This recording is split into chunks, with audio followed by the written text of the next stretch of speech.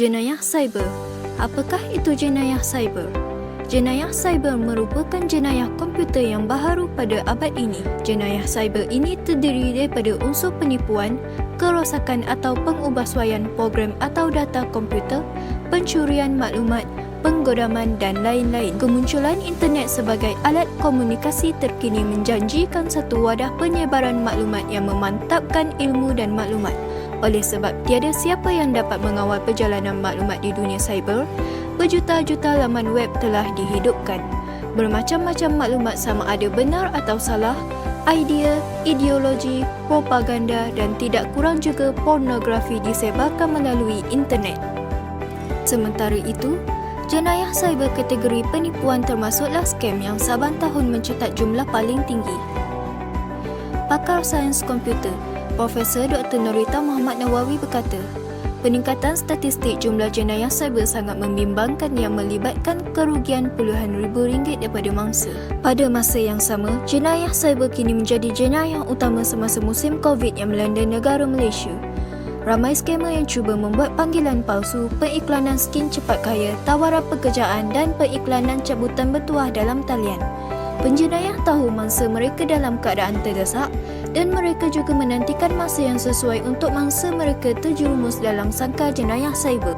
Masalah mental yang juga dikenali sebagai penyakit mental. Penyakit mental adalah penyakit yang melibatkan gangguan pada fungsi otak yang boleh menyebabkan perubahan kepada proses pemikiran, perasaan dan tingkah laku seseorang yang mengakibatkan gangguan untuk menjalani aktiviti seharian dengan baik. Kajian pemantauan penyakit yang dijalankan di Malaysia pada tahun 1996 mendapati hampir 11.1% daripada golongan dewasa Malaysia dikesan mengalami penyakit mental. Laporan Pertubuhan Kesihatan Sedunia WHO menunjukkan penyakit mental adalah antara 5 penyakit utama yang menyebabkan hilang upaya di seluruh dunia. Penyakit mental disebut juga gangguan mental.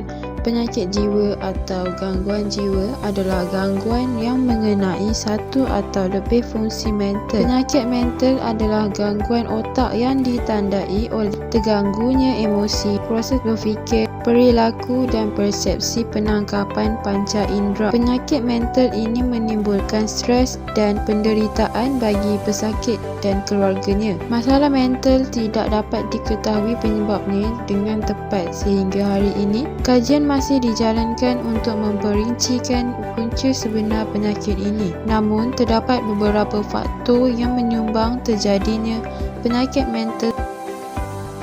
Sejumlah 467 kes jenayah cyber dan multimedia dilaporkan sepanjang tempoh Perintah Kawalan Pergerakan iaitu PKP. Kes jenayah ini didapati meningkat kepada 283 kes dari 184 kes dengan peratusan kenaikan 53.8% berbanding tahun lalu. Kemelesetan ekonomi akibat pandemik bukan sahaja menyebabkan peningkatan jumlah pengangguran, bahkan mendorong pertumbuhan kes jenayah. Peningkatan kadar pengangguran akibat COVID-19 ia akan menyebabkan ramai orang terdesak mencari wang dengan segera dan melakukan sesuatu yang melanggar undang-undang. Seseorang mungkin cenderung melakukan jenayah selepas diberhentikan kerja kerana perlu melakukan sesuatu untuk memenuhi keperluan ekonomi.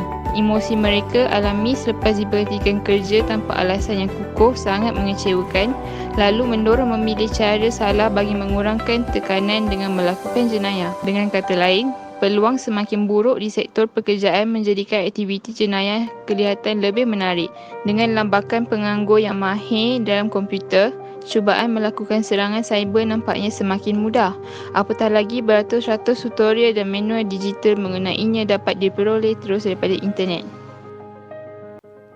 Jenayah cyber dikategorikan sebagai jenayah atas talian yang melibatkan kategori mangsa dan juga pemangsa.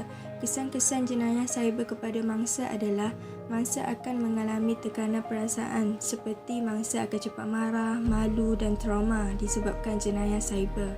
Yang kedua, jenayah cyber juga dapat menjejaskan perhubungan mangsa dengan keluarga, majikan dan ahli kenalan. Mangsa mungkin mengambil jalan singkat dengan membunuh diri disebabkan berasa malu terhadap kenalan. kesahihan maklumat berpandukan kepada dalil nakli iaitu ayat Al-Quran. Allah berfirman yang bermaksud, sekiranya datang kepadamu orang yang fasik iaitu jahat membawa berita, maka hendaklah kamu berwaspada akan kebenarannya.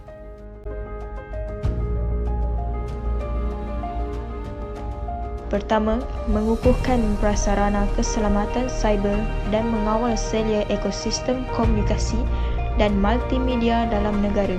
Yang kedua, tumpuan harus diberikan kepada usaha memperkukuhkan keselamatan ruang cyber negara dan meningkatkan kesedaran rakyat mengenai pengguna peranti digital secara berhemah dan beretika.